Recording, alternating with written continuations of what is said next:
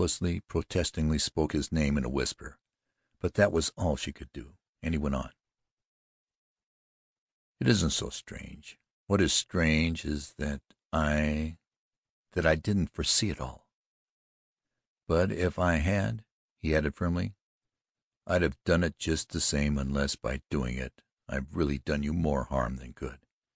"No, no, Jack." "I came into your world. You went into mine. What I had grown indifferent about, you grew to care about.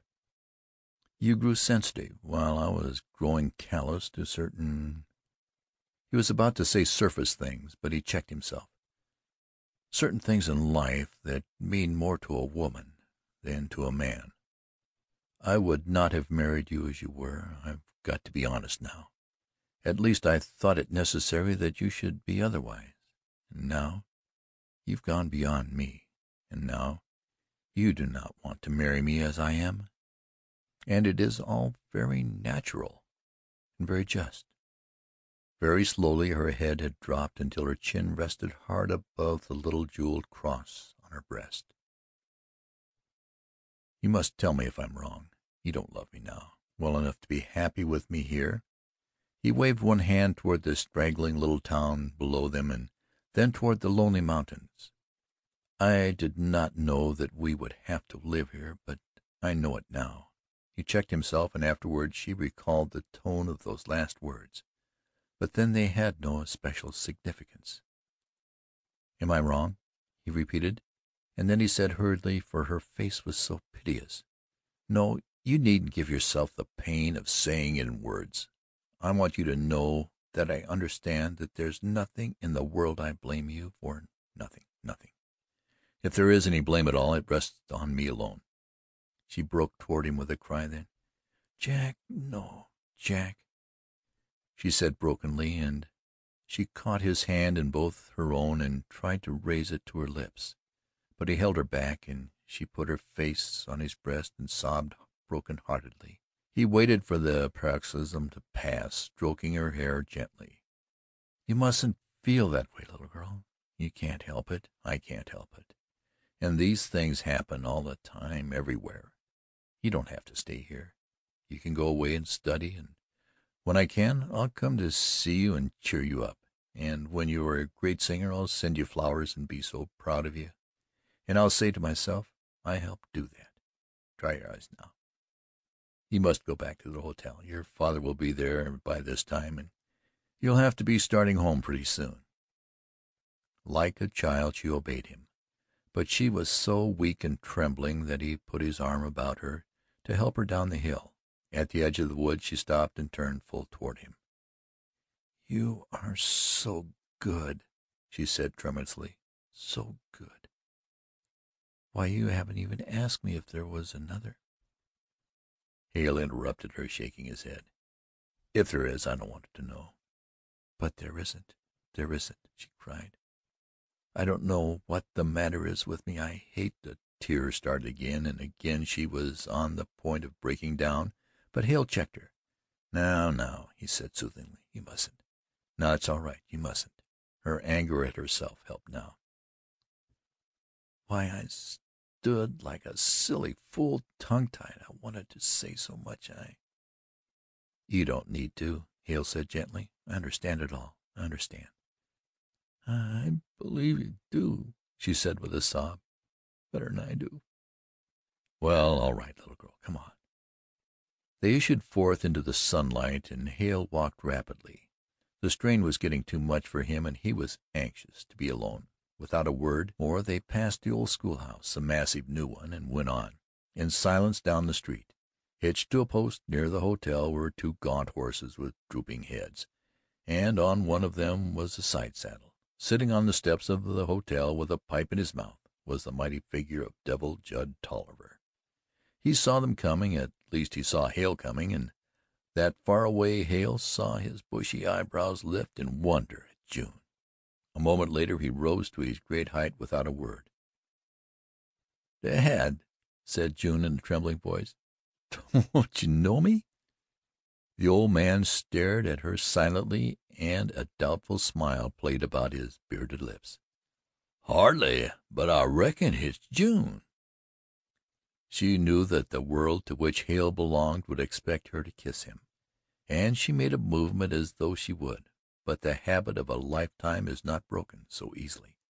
She held out her hand and with the other patted him on the arm as she looked up into his face. "Time to be goin', June, if we want to get home afore dark." "All right, Dad." The old man turned to his horse. "Hurry up, little gal." In a few minutes they were ready, and the girl looked long into Hale's face when he took her hand. "Are you coming over soon?" "Just as soon as I can." Her lips trembled. "Good bye," she faltered. "Good bye, June," said Hale. From the steps he watched them, the giant father slouching in his saddle and the trim figure of the now sadly misplaced girl erect on the awkward pacing mountain beast, as incourageous, the two, as a fairy on some prehistoric monster.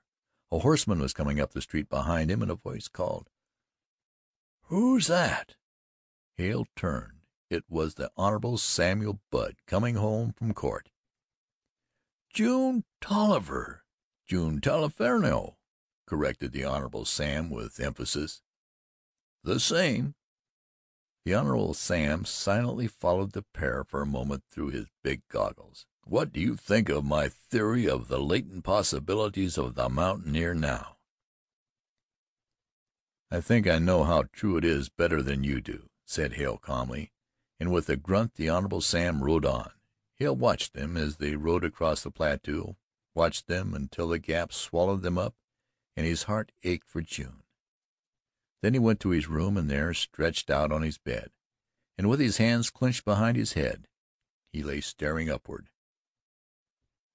Devil Judd Tolliver had lost none of his taciturnity. Stolidly, silently, he went ahead, as is the custom of lordly man in the mountains, horseback or afoot, asking no question, answering June's in the fewest words possible. Uncle Billy, the miller, had been complaining a good deal that spring, and old Hon had rheumatism. Uncle Billy's old maid sister, who lived in Devil's Fork, had been cooking for him at home since the last taking to bed of June's stepmother. Bub had growed up like a hickory sapling. Her cousin Loretta hadn't married, and some folks allowed she'd run away some day with that young buck Fallon. Her cousin Dave had gone off to school that year, had come back a month before, and had been shot through the shoulder. He was in Lonesome Cove now. This fact was mentioned in the same matter-of-fact way as the other happenings. Hale had been raising Cain in Lonesome Cove, a-cuttin' things down and tearin' 'em up and playin' hell generally. The feud had broken out again, and maybe June couldn't stay at home long. He didn't want her there with the fighting going on, whereat June's heart gave a start of gladness that the way would be easy for her to leave when she wished to leave. "Things over at the Gap was a-goin' to perdition," the old man had been told while he was waiting for June and Hale that day, and Hale not only lost a lot of money, but if things didn't take a rise he would be left head over heels in debt if that mine over in Lonesome Cove didn't pull him out. They were approaching the big Pine now, and June was beginning to ache and get sore from the climb. So Hale was in trouble. That was what he meant when he said that though she could leave the mountains when she pleased, he must stay there, perhaps for good. "I'm mighty glad you came home, gal," said the old man, "and that you're goin' to put an end to all this spendin' of so much money. Jack says you got some money left, but I don't understand it. He says he made an investment for ye to triple the money. I hain't never asked him no questions. It was betwixt you and him, and that 'twa'n't none of my business long as you and him ever gettin' to marry. He said you was goin' to marry him this summer, and I wish you'd get tied up right away whilst I'm livin', for I don't know when a Winchester might take me off, and I'd die a sight easier if I knowed you was tied up with a good man like him." "Yes, Dad," was all she said, for she had not the heart to tell him the truth, and she knew that Hale never would until the last moment. He must when he learned that she had failed. Half an hour later she could see the stone chimney of the little cabin in Lonesome Cove. A little farther down, several spirals of smoke were visible, rising from unseen houses which